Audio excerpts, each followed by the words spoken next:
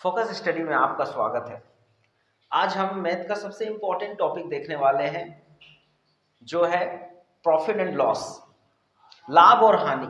ये इतना important topic है मैथ में कि इसके बिना हम एक अच्छे तरीके से बिजनेस भी नहीं कर सकते हैं।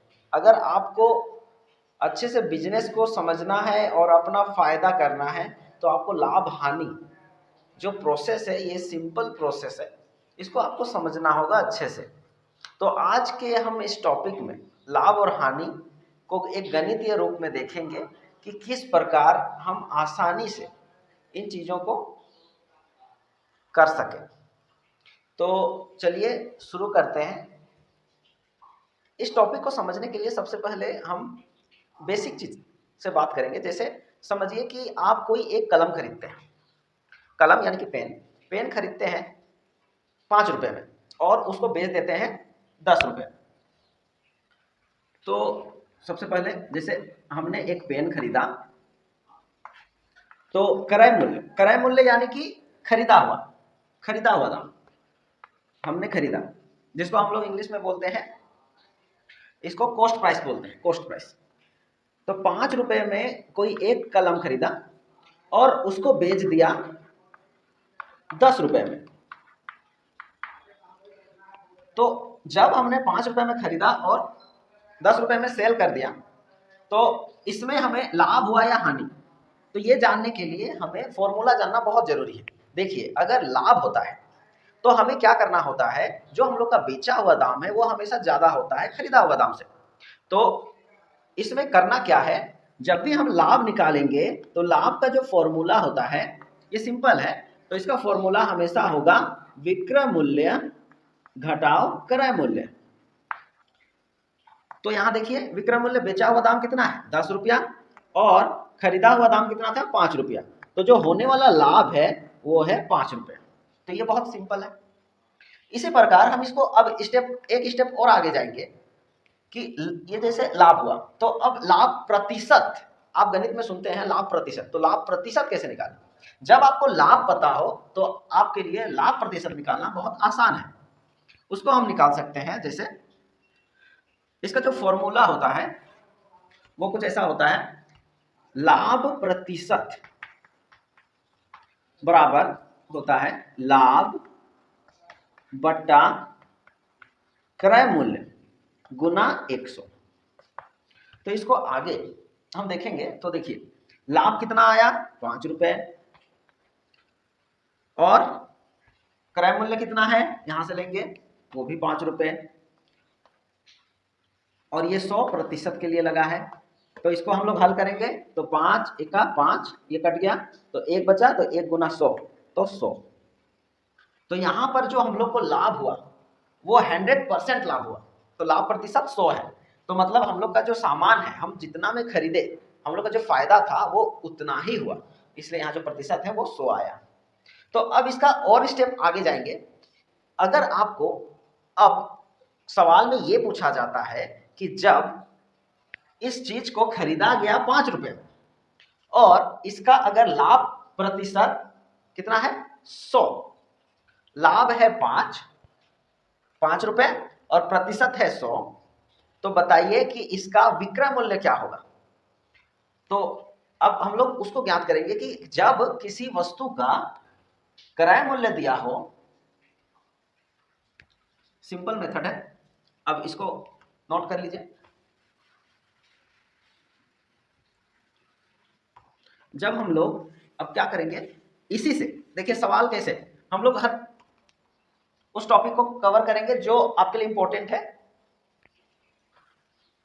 देखिए, यहां पर क्रय मूल्य दिया हुआ है, साथ ही लाभ प्रतिशत दिया हुआ है 100 और पूछा गया है कि विक्रय मूल्य क्या होगा। तो इसके लिए देखिए, ये बहुत सिंपल तरीका है, इसको कैसे करना है। इसको करने के लिए हम लोग एक सिंपल सा फॉर्मूला लगाएंगे। देखिए कैसा होता है। तो विक्रय मूल्य निकालने के लिए क्या करेंगे हम लोग, विक्रय मूल्य का जो फॉर्मूला होता है वो होता है 100 जोड़ लाभ प्रतिशत, देखिए ये लाभ प्रतिशत है, लाभ नहीं, लाभ हम लोग का 5 रुपए था, लाभ प्रतिशत 100 था, तो लाभ प्रतिशत लेना है, लाभ प्रतिशत बट्टा 100 गुना क्रय मूल्य। तो अब इसको हम लोग हल करेंगे, तो चलिए देखते हैं।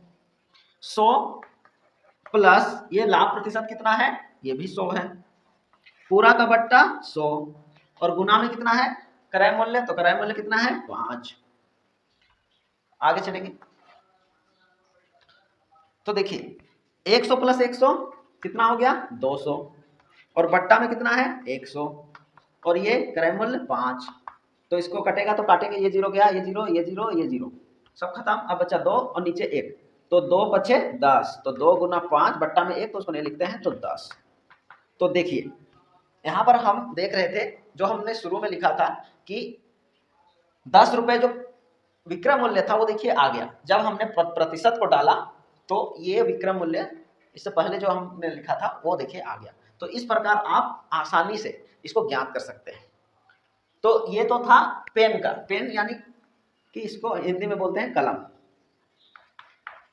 अब हम लोग मान के चलिए कोई एक, अब हम लोग हानि को देखेंगे, इसी प्रकार से अगर हानि होता तो क्या होता, तो इसको हम लोग समझते हैं। अब हम इसी का देखिए, अभी हमने देखा लाभ वाला हिस्सा, अगर हम इसी प्रकार मान के चलिए कोई एक घड़ी में लगाने वाला जो बैटरी होता है या रिमोट में लगाने वाला पेंसिल बैटरी हम खरीदते हैं, तो बैटरी हम लोग मान के चलिए उसको खरीदते हैं 10 रुपए में, और किसी कारण से किसी दोस्त के मांगने पर हम लोग उस बैटरी को उसको 5 रुपए में दे देते हैं, तो यहां पर हमें घाटा हो रहा है। तो ये घाटा को देखिए कैसे समझेंगे इसको, इस तरह से आगे बढ़ते हुए हम लोग इसका जो हानि है वो हानि निकालेंगे, हानि से फिर हानि प्रतिशत निकालेंगे, और हानि प्रतिशत से हम लोग फिर आगे बढ़ेंगे और देखेंगे कि उसका जो खरीदा हुआ दाम हम निकाल पाते हैं या नहीं। तो इस प्रकार, तो चलिए हम लोग करते हैं। सबसे पहले जैसे कोई एक बैटरी है, बैटरी को हम जो है खरीदते हैं क्रय मूल्य, बैटरी का क्रय मूल्य है मान के चलिए 10 रुपया, और इसी बैटरी को बेचा गया विक्रय मूल्य, मतलब बेचा गया दाम 5 रुपए में बेचा गया। तो यहां पर ज्यादा देखिए, खरीदने का दाम ज्यादा है और बेचने वाला दाम कम है, तो ऐसी स्थिति में इसको हम लोग हानि बोलते हैं।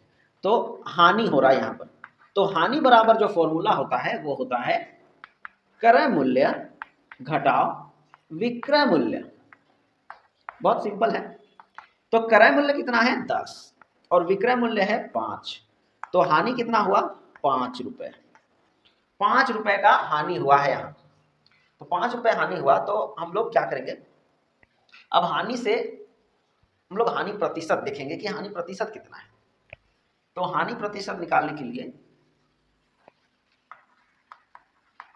हानि प्रतिशत निकालने के लिए हम हानि प्रतिशत का फॉर्मूला लिखेंगे। हानि प्रतिशत बराबर होता है, जो हानि हुआ है, हानि जो हुआ 5 रुपया, हानि बट्टा क्रय मूल्य गुना 100। अब इसका मान रखेंगे, तो मान रखेंगे तो हानि का जो मान है, हानि है 5 और क्रय मूल्य देखिए यहां 10 है,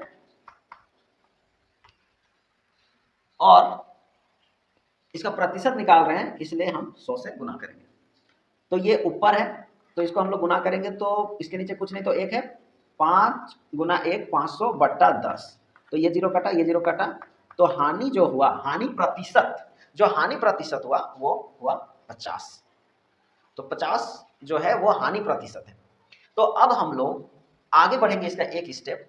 तो हम लोग मान के चलिए कि जो बैटरी है उस बैटरी को 5 रुपए में बेचा गया, और 5 रुपए में बेचने पर हानि होता है 50%, 50% का हानि होता है। तो उस उतने हानि में हम जो है किस प्रकार क्रय मूल्य निकालेंगे, तो चलिए फॉर्मूला देखते हैं और इसको गणितीय रूप में हल करते हैं कि इसे किस तरह ज्ञात करें। तो इसको नोट डाउन कर लीजिए, ये हानि प्रतिशत है, अभी इसी मान को रखेंगे,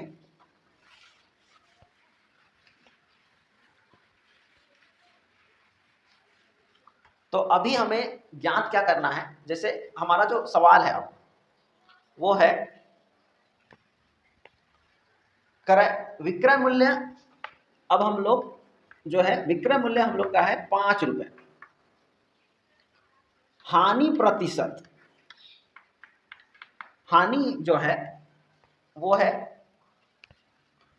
50%, 50% हानि है। तो इसका क्रय मूल्य ज्ञात करना है।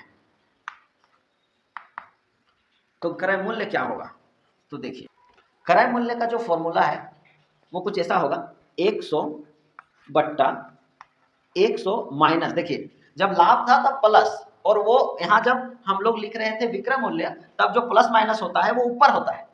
विक्रय मूल्य में अगर हानि होता तो वो ऊपर माइनस होता, लेकिन यहाँ देखिए क्रय मूल्य निकाल रहे हैं तो क्रय मूल्य निकालने वक्त जब हानि होता है या लाभ होता है तो उसको नीचे लिखा जाता है। ये ध्यान दीजिएगा, ये यहाँ का इंपॉर्टेंट पॉइंट है। क्रय मूल्य निकालते वक्त नीचे प्लस माइनस होता है और विक्रय मूल्य निकालते वक्त ऊपर प्लस माइनस को लिखा जाता है। तो अभी हम लोग हानि निकाल रहे हैं क्रय मूल्य का, इसलिए यहाँ माइनस होगा। अगर हम लोग इसका लाभ निकालते तो यहाँ पर नीचे ही लिखा था लेकिन प्लस होता, लेकिन हानि में माइनस होता है, ये ध्यान रखिएगा, ये बहुत इंपॉर्टेंट है, इसमें कंफ्यूजन होता है बहुतों को और गलत होता है यहीं से। तो 100 माइनस, अब इसका जो हानि प्रतिशत है वो कितना है, हानि प्रतिशत 50। तो हानि प्रतिशत, तो इसका फॉर्मूला, पहले तो फॉर्मूला लिख लेते हैं। तो इसका जो फॉर्मूला होता है क्रय मूल्य का, जो फॉर्मूला होता है वो होता है 100 बट्टा 100 घटाओ हानि प्रतिशत गुना विक्रय मूल्य। वहां देखिए जब यहाँ क्रय मूल्य होता है तो यहाँ विक्रय मूल्य, और जब यहाँ विक्रय मूल्य होगा तो यहाँ गुना में क्रय मूल्य होता है, ये ध्यान रखिएगा। आगे देखेंगे 100 बट्टा पूरा का, इधर बनाते हैं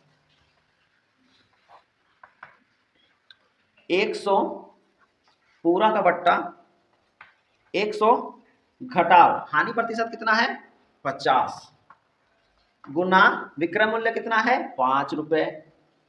तो इसको आगे बढ़ाएंगे, तो इसको हल करेंगे तो 100 में 50 घटा तो हो जाएगा 50 और गुना 100, 100 माइनस 50, 50 गुना ये 5। अब इसको हल करेंगे तो देखिए ये 0 कटा, ये 0 कटा, अब 10, ये 5, ये ऊपर है 5 तो इसको गुना करेंगे तो इसके नीचे कुछ नहीं तो 1 है, 5 10 से 50 बट्टा 5। तो यहाँ पर 5 5 के 5 5 और ये 0, 5 10 से 50, 5 के 5, ये कट गया तो आया 10। तो 10 रुपए ये क्या निकला, ये निकला क्रय मूल्य, जो कि बिल्कुल सही है। तो इस प्रकार से हम लोग किसी भी वस्तु का लाभ हानि, लाभ प्रतिशत, हानि प्रतिशत और साथ ही विक्रय मूल्य और क्रय मूल्य, लाभ और हानि प्रतिशत दिए रहने पर हम लोग इस प्रकार निकाल सकते हैं। ध्यान दीजिएगा कि जो फॉर्मूला है, ये जो अंतिम फॉर्मूला था, इसमें प्रतिशत को लिखा जाता है, न कि हानि को। हानि प्रतिशत या लाभ प्रतिशत को उसमें शामिल किया जाता है। तो अगर आपको हानि दिया रहे और क्रय मूल्य नहीं दिया है तो आपको पहले क्या करना होगा, हानि प्रतिशत निकालना होगा, फिर आपको जो उचित फॉर्मूला है, जो राइट फॉर्मूला है, उस पे उसको रखना होगा, फिर आपको उसका मान ज्ञात करना होगा। तो इस प्रकार से आप लाभ हानि को आसानी से समझ सकते हैं गणितीय रूप में और गणित को हल कर सकते हैं। अगर वीडियो आपको अच्छा लगा तो चैनल को जरूर सब्सक्राइब करें। धन्यवाद।